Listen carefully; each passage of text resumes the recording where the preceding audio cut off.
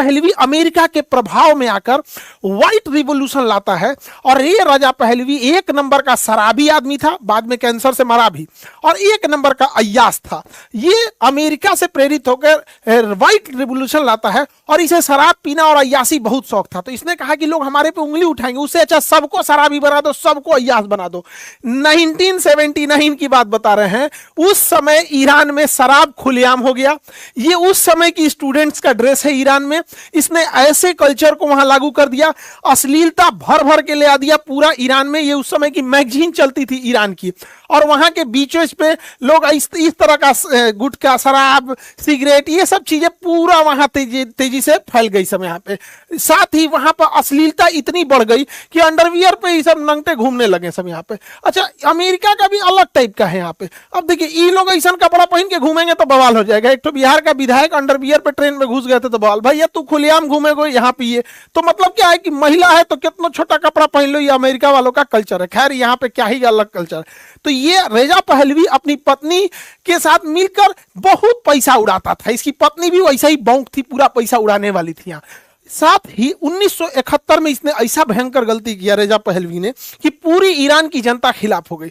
वह पेट्रोलियम का पैसा तो एक तो आ नहीं रहा था, अमेरिका ले जा रही थी। जो बचा हुआ पैसा था 1971 में पार्सेपोलिस नाम का एक त्योहार आयोजित किया गया। पूरी दुनिया के लोगों को बुलाया गया पर्सिया यानी ईरान के तेहरान में। पूरी दुनिया के राजदूतों को, पूरी दुनिया के नेताओं को बुलाया गया। अंधाधुंध पैसा खर्चा किया गया। दुनिया में इसकी आलोचना हुई, भैया इतना खर्चा करने की क्या जरूरत थी। पेरिस में बैठे जो, और जिन्हें ईरान से निकाल दिया गया था, रुहुल्लाह खोमेनी, पूरी भरपूर आवाज उठाएं। मैगजीन के माध्यम से, न्यूज के माध्यम से, पत्रिका के माध्यम से, अपने भाषणों के माध्यम से ईरान के लोगों को संबोधित करते थे। और ईरान के लोग इसके खिलाफ अब आवाज उठाने लगे, अपने राजा रजा पहलवी के खिलाफ। रजा पहलवी ने सबसे भीषण गलती कहां कर दिया, उसने क्या किया, 8 सितंबर 1978 को 8 सितंबर 1978 को लोग जुमे की नमाज पढ़ के बाहर निकल रहे थे और उसके खिलाफ पूरा प्रोटेस्ट कर रहे थे, राजा रेजा पहलवी के खिलाफ। यहां पर अमेरिका उसका साथ दे रहा था, लेकिन इन रेजा पहलवी की जो पुलिस थी, यानी जो पुलिस और पैरामिलिट्री को लगाकर इसने उन लोगों पे गोली चला दिया जिसे ब्लैक फ्राइडे कहते हैं। और जैसे ये गोली चली, आंदोलन और उग्र रूप ले लिया और देखते देखते पूरा ईरान इस जन आंदोलन में आ गया और पूरी तरह से ईरान को चारों ओर से घेर लिया गया। गली गली से पूरी विरोध होने लगी। राजा को लग गया अब यहां रहेंगे तो कहीं जेंजी की तरफ मिलकर मारे सब मत यहां पे। तो रेजा पहलवी को भागना पड़ा।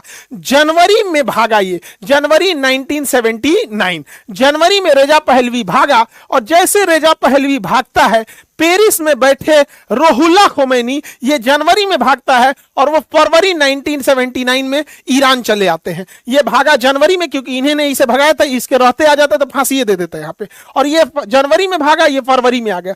आप जानकर ताज्जुब कीजिएगा, जब रुहुल्लाह खोमेनी ईरान आए थे तो उस समय 50 लाख लोगों ने स्वागत किया था रुहुल्लाह खोमेनी का। 50 लाख लोगों ने स्वागत किया और इसे ईरान छोड़ के भागना पड़ा। ये अलग अलग जगह पे शरण लेता था, कभी तुर्की में लिया, कभी यूरोप में लिया, हंगरी में लिया, फ्रांस में लिया, अलग अलग जगहों पे ये शरण लेता था। लेकिन इसको लोगों ने उतना ध्यान नहीं दिया, भाग गया। लेकिन ईरान के लोगों का कहना था ये जहां भी शरण ले इसको खींच के लाइए, फांसी दिया जाएगा चोट्टा को यहाँ पे रेजा पहलवी। ठीक था, सोचा भारत के एकदम खिलाफ रहता था।